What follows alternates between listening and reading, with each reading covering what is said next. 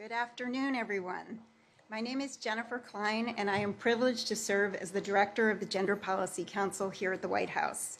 I am so honored to welcome you to the White House today for an event on conflict-related sexual violence. We're fortunate to be joined by so many leaders, experts, and survivors in the room today and watching online, who are longtime partners in our shared effort to prevent and address conflict-related sexual violence whenever and wherever it occurs.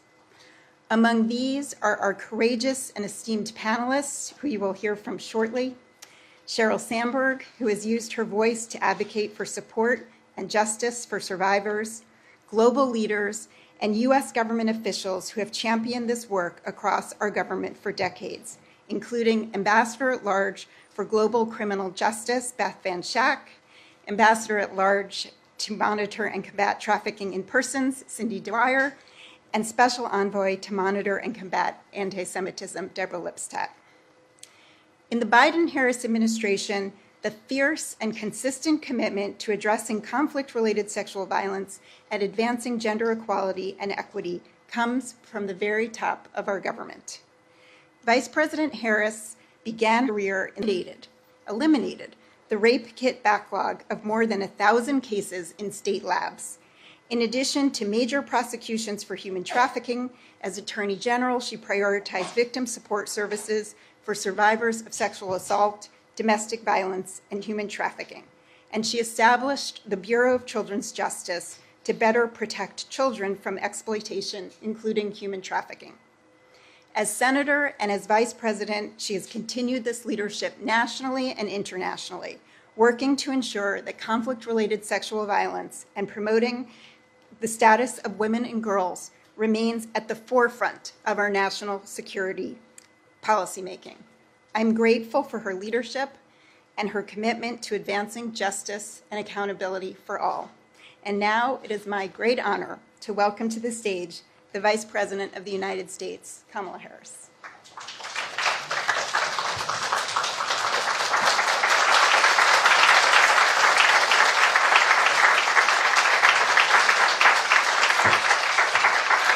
Please have a seat. Good afternoon, good afternoon, good afternoon. What an extraordinary group of leaders I see. It's so good to be with everyone, and thank you. And thank you to Jen. She has been, just like we are just doing this thing together, Jen. And you have been so wonderful. You have been such a power in our administration on fighting for gender equity. And I thank you for that and for the introduction. And to all of our distinguished guests, thank you for being here. I especially thank the survivors and advocates that are with us today, Kolbiasa, Alexandra, Amit, and Nadia, whose Nobel Peace Prize on the topic of sexual violence is an extraordinary testament to her global leadership.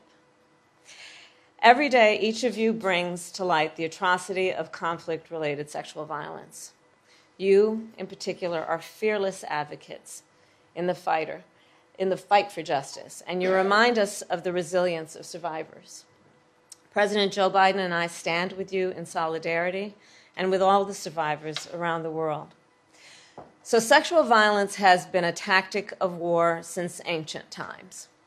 Throughout history, those who have waged war have specifically targeted and violated women and girls to exert dominance and power over their bodies and to humiliate and terrorize and subdue entire populations.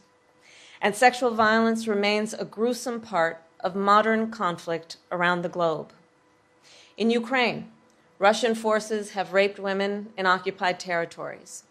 In Iraq, when ISIS seized territory a decade ago, they forced women and girls into sexual slavery as they massacred thousands. In Sudan, the ongoing conflict includes paramilitary forces terrorizing women and girls through sexual violence. In Haiti, gangs have used sexual assault to rape and coerce communities into submission.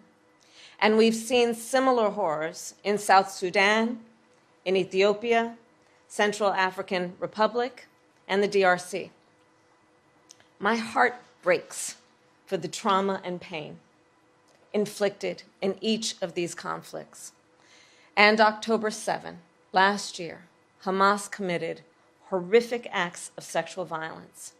Cheryl, I thank you for all your work to bring to light the horrors of this issue and for your film about what happened on October 7. In the days after October 7, I saw images of bloodied Israeli women abducted. Then it came to light that Hamas committed rape and gang rape at the Nova Music Festival. And women's bodies were found naked from the waist down, hands tied behind their back, and shot in the head. I've heard the stories from a former hostage of what she witnessed and heard in captivity. And I just met with Amit, a survivor who has bravely come forward with her account of sexual violence while she was held captive by Hamas. These testimonies, I fear, will only increase as more hostages are released. We cannot look away, and we will not be silent. My heart breaks for all these survivors and their families, and for all the pain and suffering over the past 8 months in Israel and in Gaza. We are deeply concerned by all reports of sexual violence and degradation, and we mourn every innocent life lost in this conflict. It is devastating, which is why President Biden and I have made clear Hamas needs to accept the deal that is on the table for a ceasefire, which would bring the hostages home and lead to a permanent end to hostilities. Specifically, on the issue of conflict-related sexual violence. In recent years, the international community has made great progress on recognizing that it is an attack on peace, stability, and human rights. And the United States has been proud to lead the way at the United Nations and around the world by providing rape kits and health care for survivors, training militaries and peacekeepers, and supporting the appointment of a special representative to the UN Secretary General to monitor this issue. But that is not enough. It's not enough. The crimes persist, and globally, our system of accountability remains inadequate. More must be done.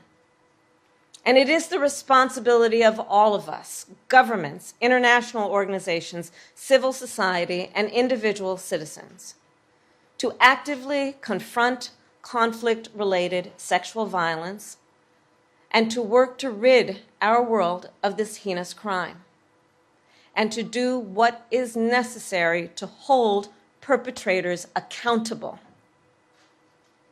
And it starts, of course, with awareness and acknowledgement. We must speak truth about the prevalence of conflict-related sexual violence against women and girls and men and boys. All of these crimes are too often ignored. The UN estimates that for each rape documented in connection with the conflict, there are 10 to 20 cases that go undocumented. Conflict-related sexual violence must be condemned unequivocally wherever and whenever it occurs. And we must fortify systems to prioritize action. Systems that support survivors, effectively collect evidence, and promote investigation. That is one of the reasons why our administration is launching the Dignity in Documentation Initiative to improve documentation of these crimes.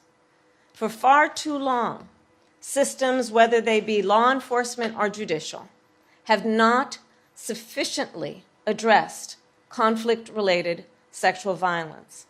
And for far too long, the consequences then stopped at mere condemnation, which of course is important, but stopped there rather than going to accountability.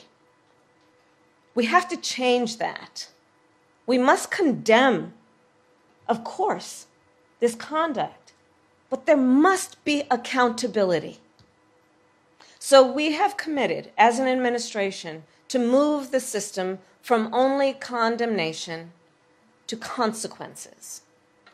Thanks to the leadership of our administration, we have made it the policy of the United States to use all of our diplomatic, financial, and legal tools to punish those who commit sexual violence.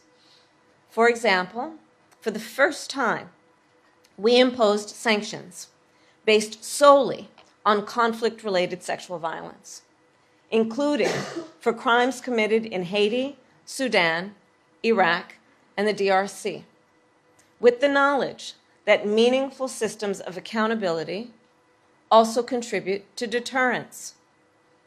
If one is held accountable by a system that takes seriously the outrageousness of the conduct, it stands to reason that it will serve also as a deterrence to prevent further crimes from happening in the future. The bottom line is, the use of sexual violence as a tactic of war is unconscionable, and any failure to hold perpetrators accountable is a failure to live up to, by all of us, our common humanity. We must agree that in civil societies, there must be outrage that prompts action to address what is happening around the world, and that we commit ourselves to speaking truth about the failures of these systems with the purpose and goal of holding ourselves to the highest standards to ensure that we all prioritize what is right for the sake of the safety and the dignity and the well-being of all people. So let us rededicate ourselves to build a future where women and girls and all people can live free from violence, abuse, and fear. President Joe Biden and I are committed to work with all of you to that end, and I thank you. Thank you.